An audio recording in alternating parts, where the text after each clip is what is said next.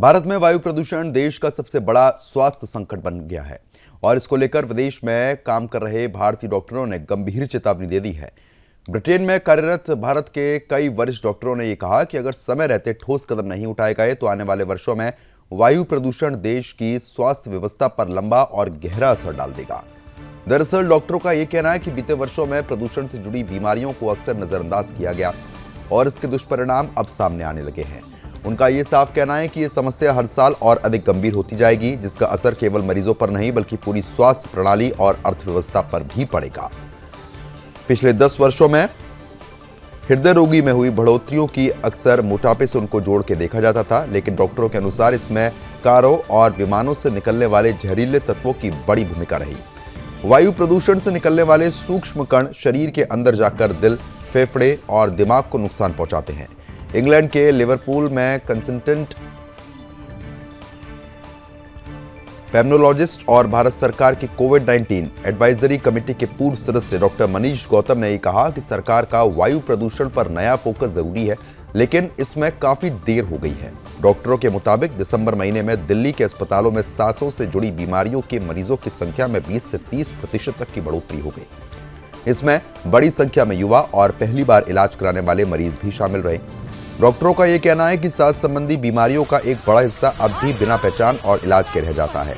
दरअसल स्थिति की गंभीरता का अंदाजा इसी बात से लगाया जा सकता है कि Lancet countdown on health and climate change 2025 report के अनुसार साल 2022 में भारत में PM 2.5 प्रदूषण से 17 लाख से अधिक मौतें हुई। इनमें से 2.69 लाख मौतें सड़क परिवहन में पेट्रोल के इस्तेमाल से जुड़ी हुई रही। मई महीने में international council of clean transportation की एक वैश्विक स्टडी में यह कहा गया कि अगर गाड़ियों से निकलने वाली जहरीली गैसों को नियंत्रित करने की नीतियां प्रभावी तरीके से लागू की जाएं, तो वर्ष 2040 तक दुनिया भर में 19 लाख जानें बचाई जा सकती हैं और बच्चों में अस्थमा के 14 लाख नए मामलों को रोका जा सकता है।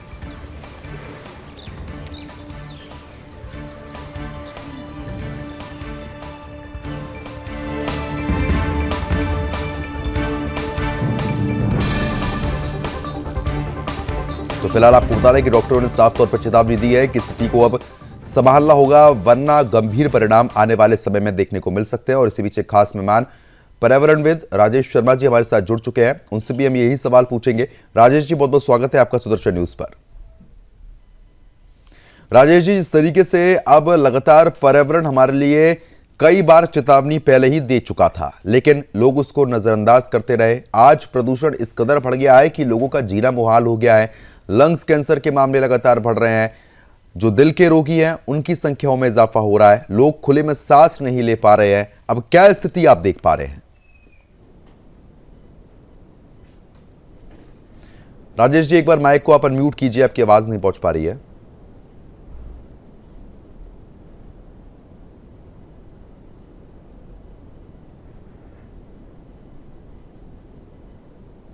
चलिए ठीक है, दोबारा संपर्क साधने का प्रयास आपसे लगातार किया जाएगा। तो फिलहाल जिस तरीके से आप तस्वीरों में भी देख पा रहे हैं, जहां पर प्रदूषण लोगों की लगातार जान ले रहा है, क्योंकि स्थिति बेहद बद से बदतर है।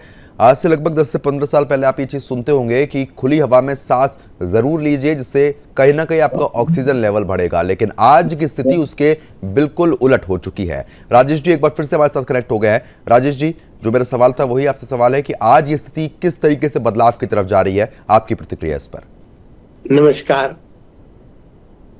जैसे जैसे हम प्रकृति के साथ खिलवाड़ करेंगे, प्रकृति को इग्नोर करेंगे, प्रकृति हमारे को किसी भी सूरत में बख्शने वाली नहीं है।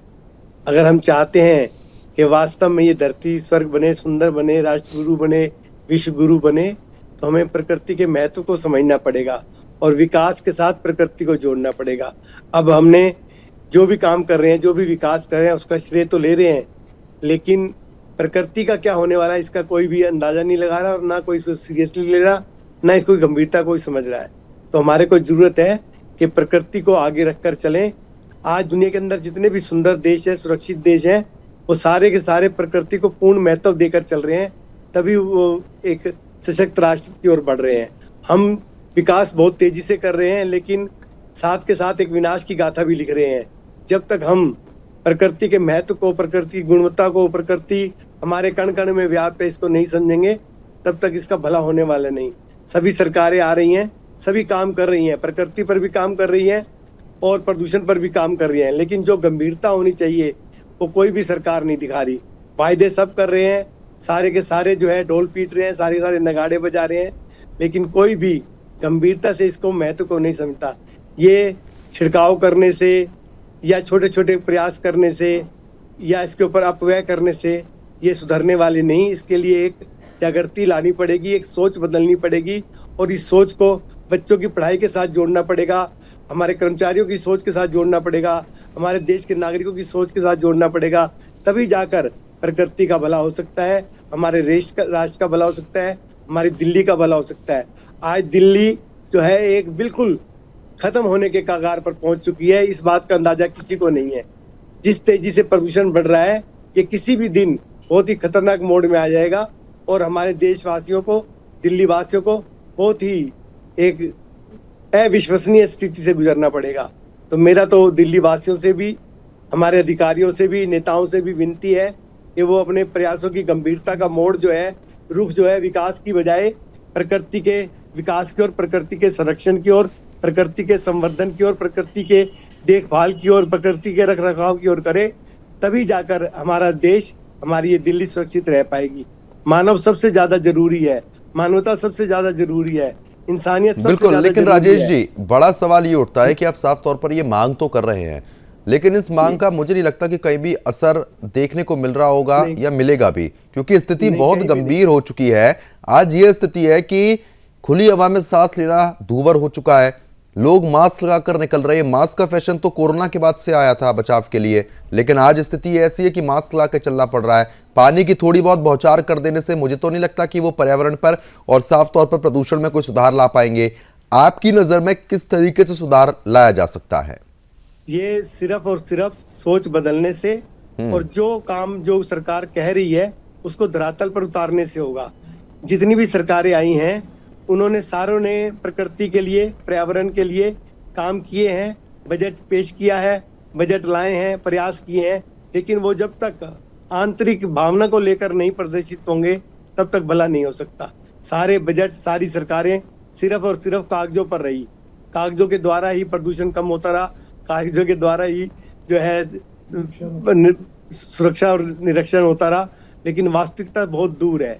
तो अब वास्तविकता पे, धरातल पे काम करने की जरूरत है। सरकार को भी, नागरिकों को भी, कर्मचारियों को भी, अधिकारियों को भी और मीडिया कर्मियों को भी। जब तक हम धरातल पर उतर कर काम नहीं करेंगे, सोच को परिवर्तन करने का काम नहीं करेंगे, तब तक भला होना असंभव सा है। बिल्कुल, कहीं ना कहीं असंभव चीज जो है अब उसको संभव करने की कोशिश तो करनी पड़ेगी, वरना दिल्ली एनसीआर में जिस तरीके की स्थिति बनी हुई है वो तो बहुत गंभीर श्रेणी में खराब हो रहा है। साफ तौर पर ये प्रदूषण की वजह से माहौल, अब इसमें ऐसे क्या बदलाव किए जाए जिससे कहीं ना कहीं प्रदूषण पर रोकथाम लगे? ऐसी चीजों में क्या रोक टोक की जाए जिससे कहीं ना कहीं AQI में सुधार हो? हमें जरूरत है कि हम सबसे पहले तो ये जो हमारे बच्चे हैं उनको प्रकृति की ओर जोड़ने का प्रयास करें। उसके बाद जो हमारे कर्मचारी हैं उनको पेड़ लगाने की, उनको पर्यावरण बचाने की जिम्मेवारी दी जाए। जितनी भी हमारी यहाँ कंपनियां हैं, जितने भी हमारे यहाँ पर प्रदूषण से प्रदूषित फैलाने वाले कारखाने हैं, उनको बंद किया जाए। नहीं तो उनको इसके एवज में पार्कों का और हरियाली का जो है जिम्मेवारी दी जाए, निश्चित की जाए। जितने हमारे रिटायर्ड कर्मचारी हैं उनको भी पेड़ लगाने की जिम्मेवारी दी जाए। जितने हमारे सरकारी कर्मचारी हैं उनको भी, टीचर्स को भी, एक एक जने की जिम्मेवारी जब तय करी जाएगी तभी ये दिल्ली सुरक्षित रह पाएगी, तभी ये दिल्ली बच पाएगी। अब जिम्मेवारी से कोई भी नहीं बच सकता। अगर कोई भी बचने का प्रयास करेगा तो इसका मतलब वो इस जुर्म का, इस प्रदूषण का जिम्मेवार होगा। तो अगर हम जिम्मेवारी से और हर तरीके की बीमारी से और अपने स्वास्थ्य से और बच्चों के स्वास्थ्य से और बच्चों के भविष्य से जो है जुड़ना चाहते हैं, उनका भविष्य देखना चाहते हैं, तो हमें इसको बहुत गंभीरता से, इतनी गंभीरता से जैसे हम अपने खाने पीने के बंदोबस्त करते हैं, जैसे हम रहने सहने का बंदोबस्त करते हैं, ऐसे ही हमें प्रकृति को आगे लेकर चलना पड़ेगा। क्योंकि हमारा शरीर 100% प्रकृति का बना हुआ है, अंदर से भी बाहर से भी, और इसको अगर हम सुरक्षित रखना चाहते हैं तो प्रकृति के साथ हर तरीके से जुड़ना पड़ेगा। उसमें पानी की स्वच्छता भी है, उसके अंदर हवा की प्रदूषण की सुरक्षा जरूरी है, उसमें हमारे व्यवहारों की भी जो सुंदरता है वो जरूरी है, संस्कारों की भी जरूरत है। अभी त्योहार आए थे, दिवाली का त्योहार था, लोगों ने इतनी बेदर्दी के साथ पटाखे छुड़ाए मैं तो स्तब्ध रह गया। मैंने सोचा कि इतने पढ़े लिखे लोग, इतने जिम्मेवार लोग, इतनी कीमती जो बम पटाखे लाकर छुड़ाते हैं, कोई नादान तो है नहीं, लेकिन इग्नोरेंस है, लापरवाही है, गैर जिम्मेदाराना काम है, अज्ञानता है, मूर्खता है, बेवकूफी है, लापरवाही है। एक ऐसा व्यवहार है जो मेरे ख्याल से किसी भी सभ्य नागरिक को नहीं करना चाहिए। अगर हम माता पिता हैं, बहन भाई हैं और नागरिक हैं, अगर हम समाज सेवक हैं, अगर हम राष्ट्र प्रेमी ठीक हैं, है, अगर हम देश कहीं ना प्रेमी कहीं हैं, इस सुधार अगर की हम बहुत ज्यादा जरूरत